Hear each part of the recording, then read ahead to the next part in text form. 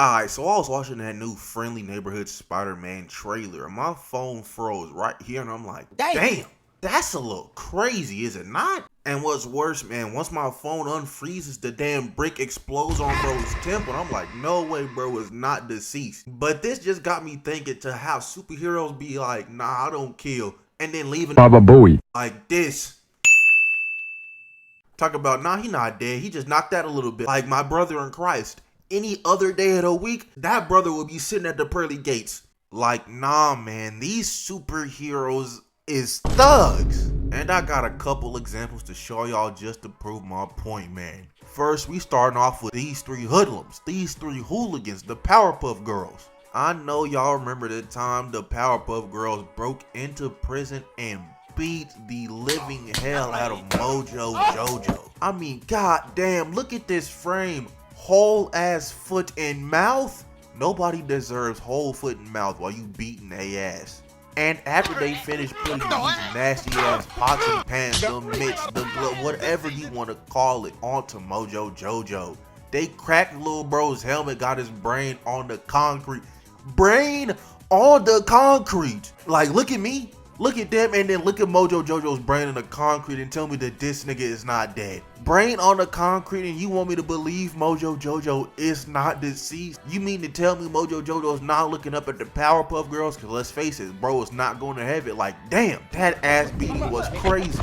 Whole brain on the concrete, and you want me to look at the Powerpuff Girls like, yeah, those are some stand-up superheroes. But this ass beating in particular, from the Powerpuff Girls onto Mojo Jojo, felt like there was a little bit of rage into that. So I was like, damn, what did Mojo Jojo do to make them niggas mad? So I watched the whole episode, and they got Mojo Jojo's brain spilling out of his noggin onto the ground over some goddamn candy.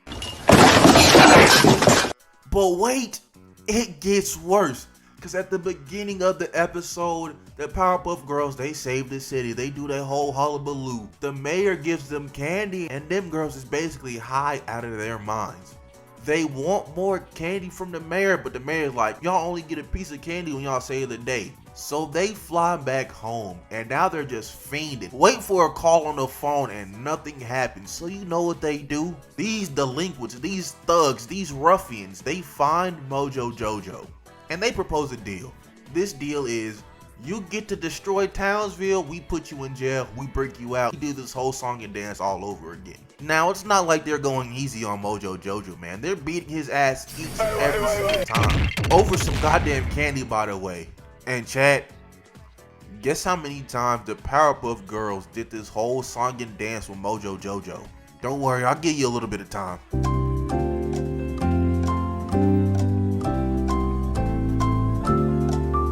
They did this 21 times. They beat this nigga's ass, broke him out, and put him back in jail 21 times. Now, there very well could be many more times that we didn't see, but at the very least, it's 21. And that's still an egregious ass number. Like, is this the same day? Did this happen over a short course of time, bro? Is this like a week span? Like, how long did y'all do this? I'm not giving these hood rats the benefit of doubt, man. I'm saying they did this all in a day. Not only did they enable Mojo Jojo to start messing up their town, but they took their anger out on bro over some goddamn candy. And the mayor's not saving any of this. He enabled the Powerpuff Girls crazy style. And then Mojo Jojo gonna shed a tear, and Blossom gonna be like, look at what we've become. What you've become, nigga. This is who you've always been. And I can make this a whole video about the Powerpuff Girls being insane murderers. I mean, just look at how Bubbles is carrying Mojo Jojo to the mayor. You're telling me bro's not dead? Like, there's no way bro's not dead. They swapped his body out with his cousin next episode or something, because there's no way. And while you're at it, go ahead and lock the Powerpuff Girls up with Mojo Jojo too, man. They asses need hard time. Now, next up on the chopping block, it's kind of 3 entries, but they're all from the same game. And that's Insomniac, Spider-Man, specifically Spider-Man 2. Now, first off, it's going to be a little different, because not only am I blaming Spider-Man, Peter Parker, Miles Morales, I'm blaming you, because I'm going to play this clip, but I'm going to be watching you the whole time, because I know some of you sick freaks be doing this in y'all spare time, laughing, chuckling.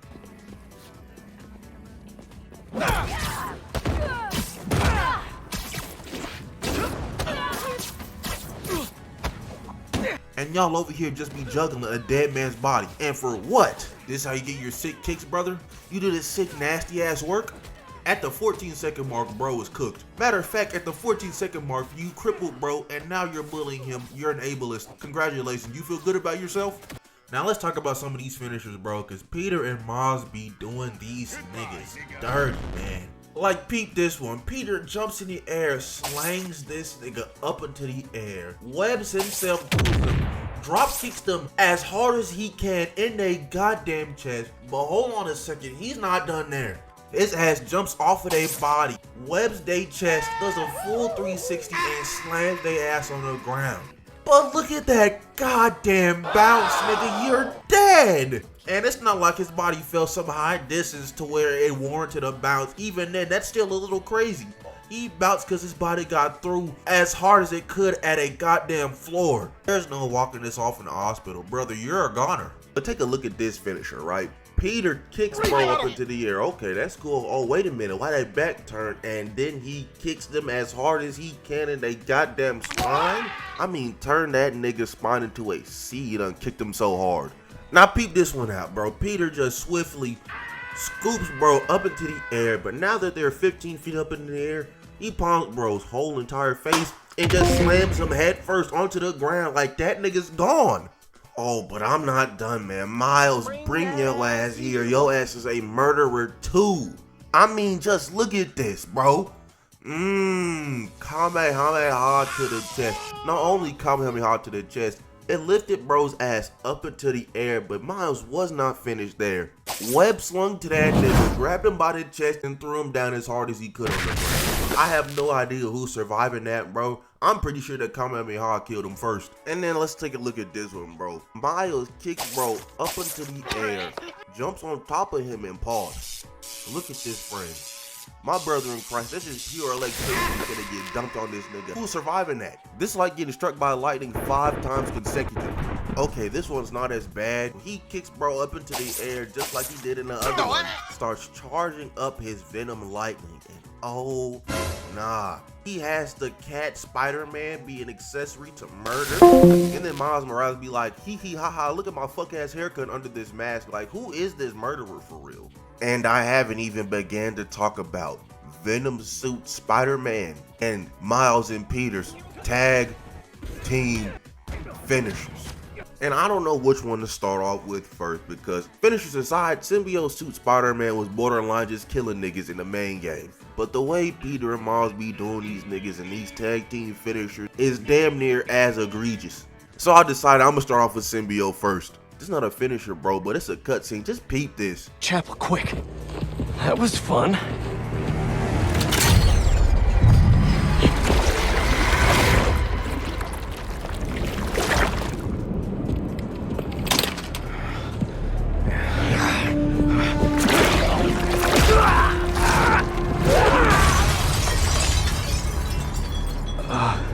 That wasn't me. You should ice that.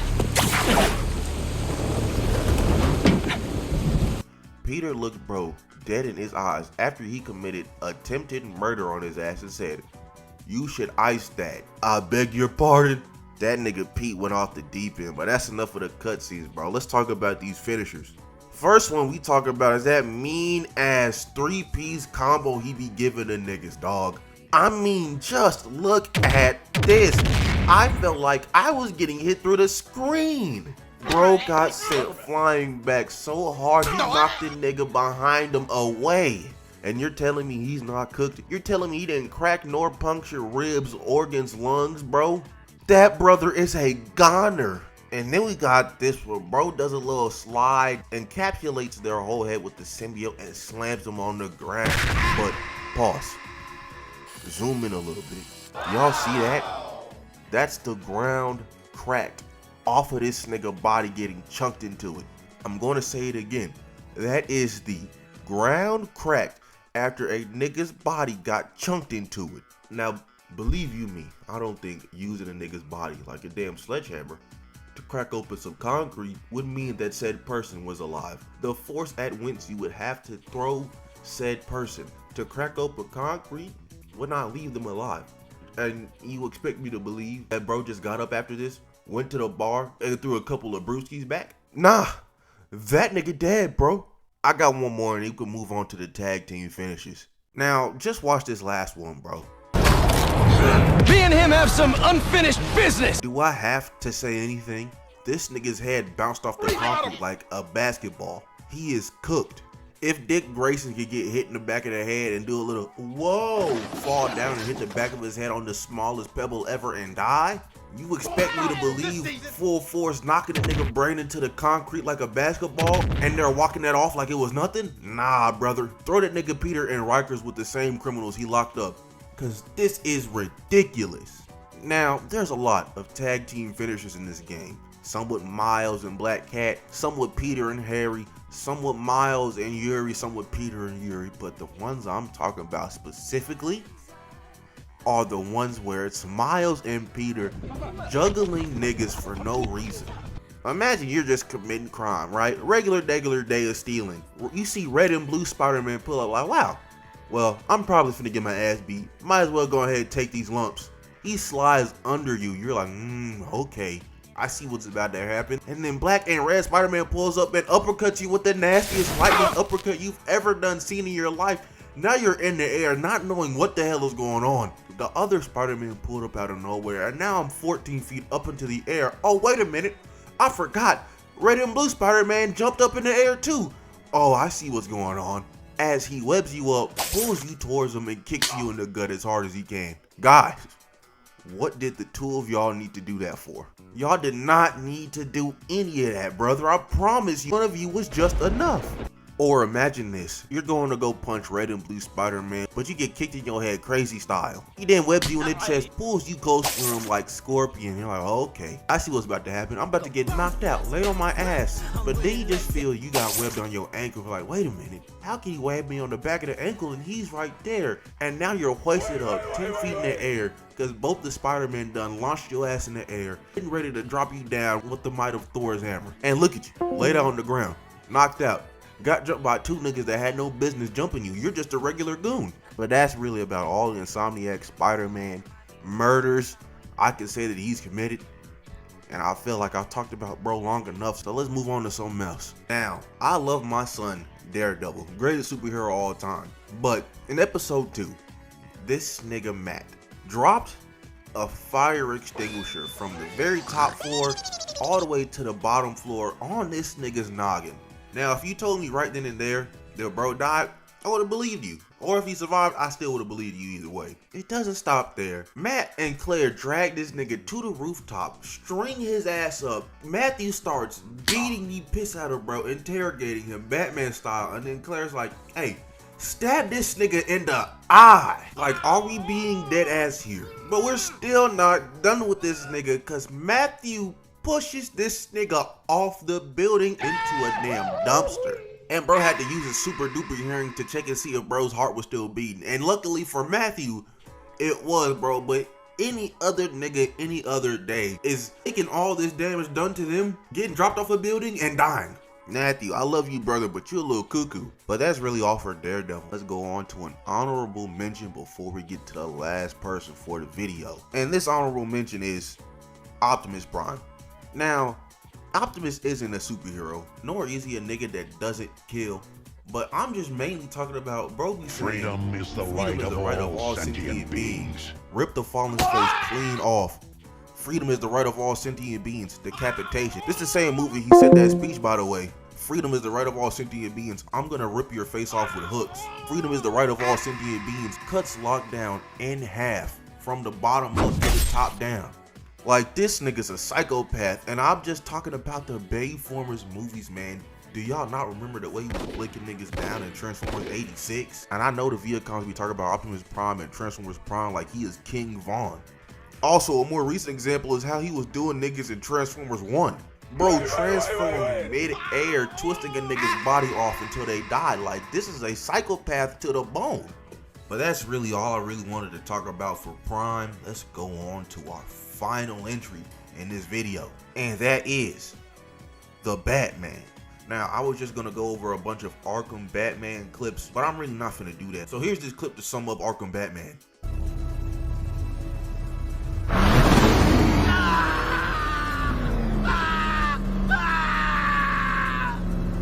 is he? He's gone to see the little man, the penguin. He supplied the safe houses for the attack. The Knight's gone to pay him for his services. That's it. That's all I know. No! No! No more! I remember! No! Please! No!